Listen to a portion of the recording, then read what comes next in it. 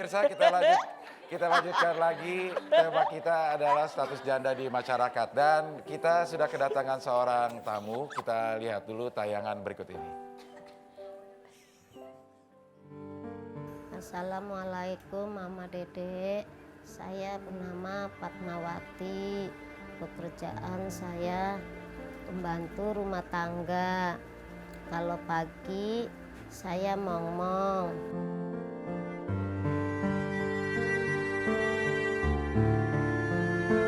Kalau siang saya pekerjaan nyuci, gosok. Saya sudah menjanda 3 kali. Setelah itu saya kawin lagi, dapat 4,5 tahun. Saya nggak punya anak. Akhirnya saya mengizinkan suami saya kawin lagi biar dia punya anak. Tapi saya nggak mau diceraikan. Saya sudah mengikhlaskan suami saya. Dan saya sudah ditinggal 7 tahun. Tapi apa dosa saya, apa salah saya? Dosakah mata indah ini melihat.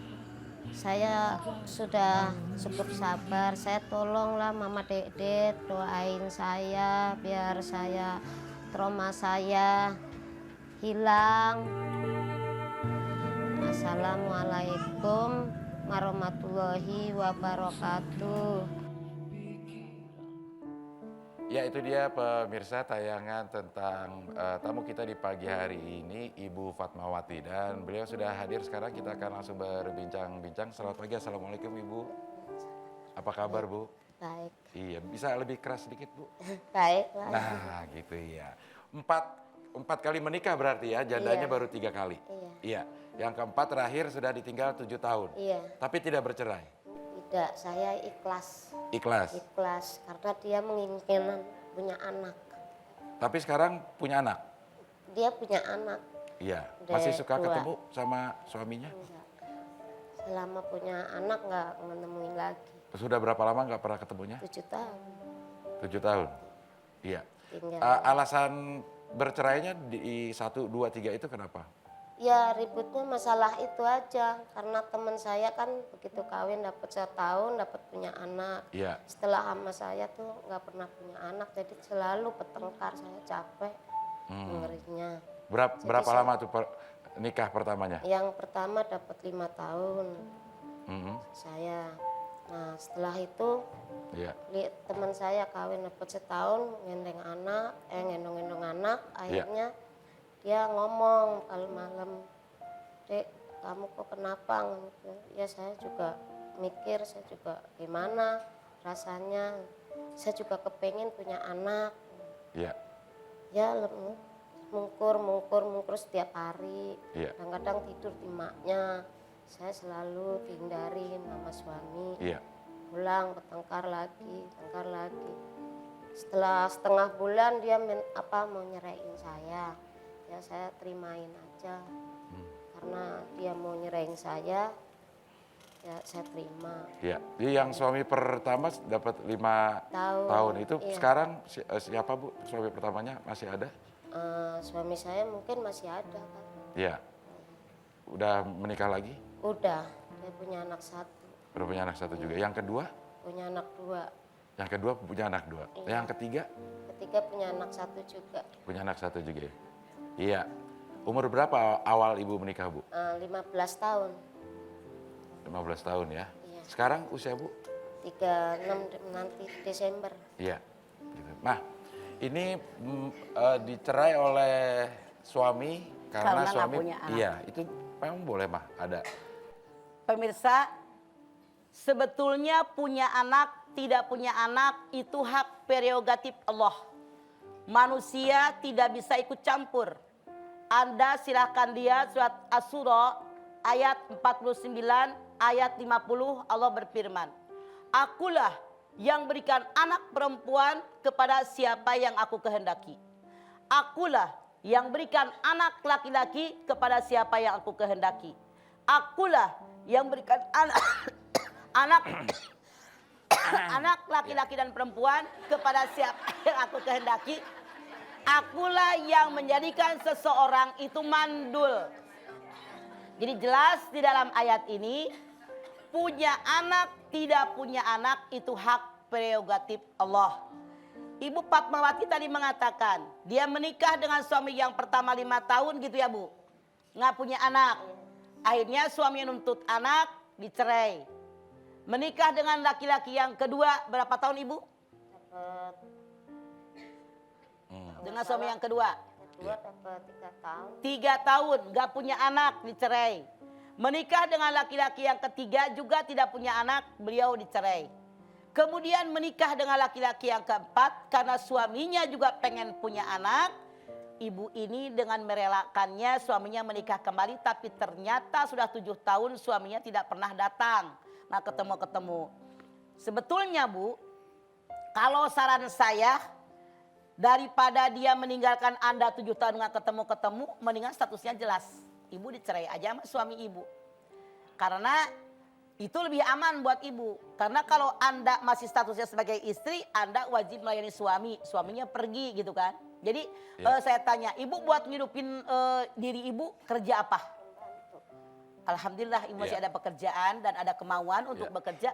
Inilah sebagai seorang perempuan. Seolah-olah tidak adil.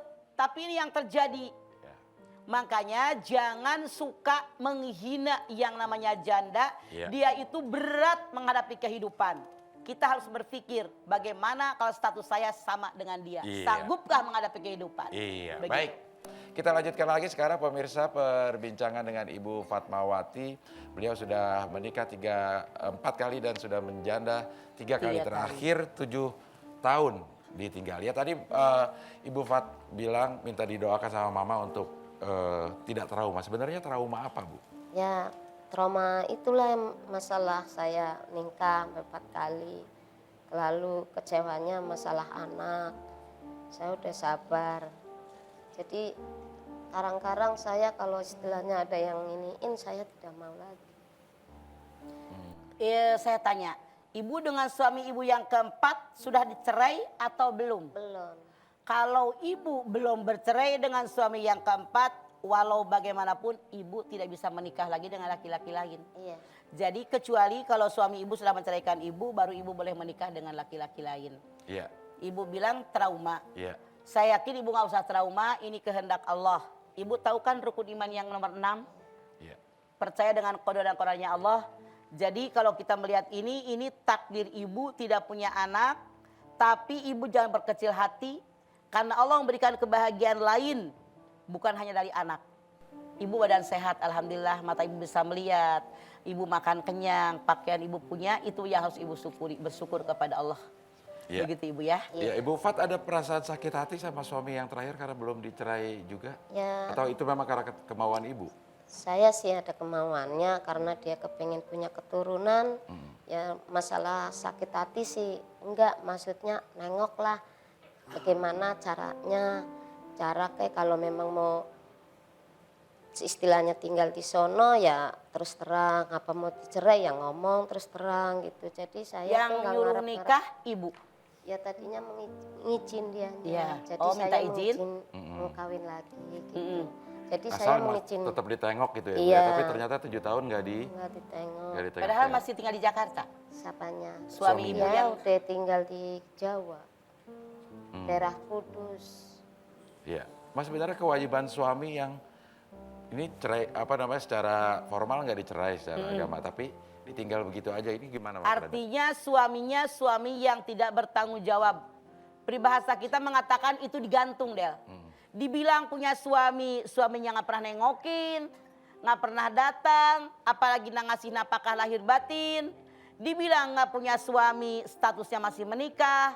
Saran saya buat suami Ibu Fatimah, mudah-mudahan Anda nonton acara ini, ceraikan istri Anda dengan surat cerai yang lengkap dari KUA, biar istri Anda statusnya jelas. Karena kalau seperti sekarang, Anda sebagai suami juga berdosa. Ibu Fatimah juga berdosa karena tidak ngurusin suami. Jadi suami yang tanggung jawab, kalau Anda memang tidak ingin kembali ke Ibu Fatimah, saran saya ceraikan biar status Ibu Fatimah ini jelas. Iya. Kasihan dia.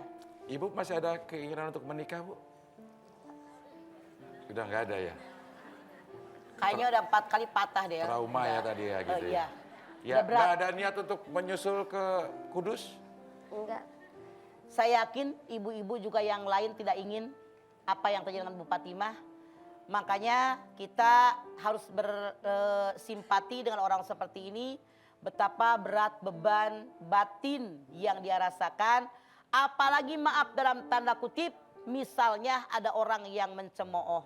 Oh si Anu janda sampai sekian kali, siapa yang ingin? Tidak ingin kan ibu juga, tapi Allah berkehendak lain. Ya. Makanya kita rangkul mereka, dekati mereka, justru kita besarkan hati mereka, biar mereka, trauma mereka berkurang sedikit demi sedikit, mereka tegar dalam kehidupannya. Iya. Bu Fat, ini kalau masyarakat, lingkungan ibu, keluarga ibu tanggapannya gimana dengan status ibu? Ya, dia sih pada mendukung. Gimana caranya? Istilahnya kalau enggak ya suruh nusulin ke Kudus. Biar jangan ada harapan di sini. Nggak perlu juga. Ibu pernah dilatih. nyusulin ke Kudus? Nggak pernah. Iya. Oke. Ya baik. Atau kirim surat atau barangkali telepon? Telepon, SMS, komunikasi nggak pernah juga sama sekali? Nggak pernah. Iya. Atau mungkin Del kalau nyusul ongkos boleh juga jadi ya. kan seperti itu. Iya. Paling tidak suami Bu Fatimah melihat acara ini, Iya. dia tahu bagaimana harusnya dia bertindak sebagai suami yang bertanggung jawab. Saya Iya. begitu. Oke, baik. Ibu-ibu yang hadir di sini ada yang ingin bertanya Kepada Ibu Fatimah, sesuai silakan. dengan tamu kita, silakan kalau ada yang ingin bertanya atau ingin menanggapi. Ada, Bu? Boleh angkat tangannya? Iya. Silakan Ibu. Silakan, Bu, kalau ada nggak ada? Kalau nggak ada saya akan bacakan ini mah sesuai tema nih mah. Ya. Emailnya ya. Ya. Dari Mia Zulfia. Assalamualaikum warahmatullahi wabarakatuh. Waalaikumsalam. Mah, saya sering direndahkan karena status janda saya. Waktu itu saya hampir mau menikah, cuma calon saya mengetahui saya adalah seorang janda karena sebelumnya saya menutupinya. Akhirnya pernikahan tidak terlaksana karena orang tuanya dan kakak-kakaknya tidak menyetujui hubungan kami karena status saya janda. Saya sakit hati, Mah. Saya trauma. Apa yang harus dilakukan? Anda tidak usah sakit hati. Anda tidak usah trauma. Karena kenyataan memang di masyarakat kita seolah-olah dalam tanda kutip janda itu sesuatu yang hina, sesuatu yang negatif.